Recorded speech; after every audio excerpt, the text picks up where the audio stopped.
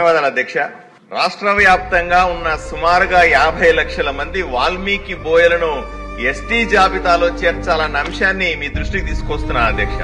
దేశవ్యాప్తంగా ఉన్న వాల్మీకులు ఉత్తర భారతదేశంలో ఎస్సీలుగాను, దక్షిణ భారతదేశంలో ఎస్టీలుగాను ఉన్నారు. మన పక్క రాష్ట్రమైన కర్ణాటకలో కూడా వాళ్ళు ఎస్టీలే. స్వాతంత్రం వచ్చిన తర్వాత 1947లో స్వాతంత్రం వస్తే 1956వ సంవత్సరం వరకు కూడా సుమారుగా 9 సంవత్సరాల పాటు ఎస్టీలుగానే ఉన్న వాల్మీకుల్ని 1956లో అకారణంగా ఏ కారణము చూపించకుండా రాత్రికి రాత్రి వాళ్ళని బీసీలుగా మార్చారు అధ్యక్ష. రాష్ట్రంలో కూడా ప్రాంతీయ విభేదాలున్నాయి.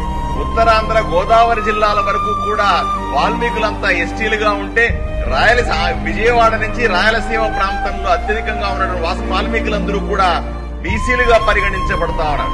సుమారుగా 60 సంవత్సరాలుగా ఈ పోరాటం జరుగుతా ఉంది.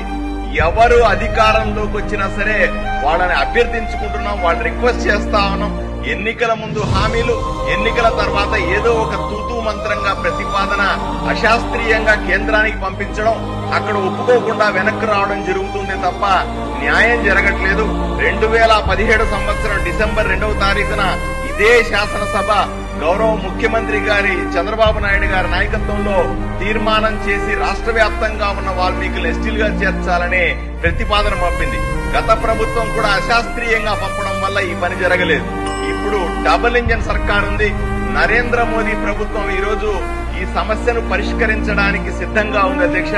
సరైన ప్రతిపాదనల్ని తయారు చేసి ఈ శాసనసభ తీర్మానం చేసి కేంద్రానికి పంపిస్తే నరేంద్ర మోదీ ప్రభుత్వం వాల్మీకుల్ని ఎస్టీలుగా చేర్చి 60 సంవత్సరాలుగా ఉన్న వాల్మీకుల కల నెరవేరుతుందని మీ ద్వారా ముఖ్యమంత్రి గారికి విన్నవించుకున్నాను అధ్యక్ష.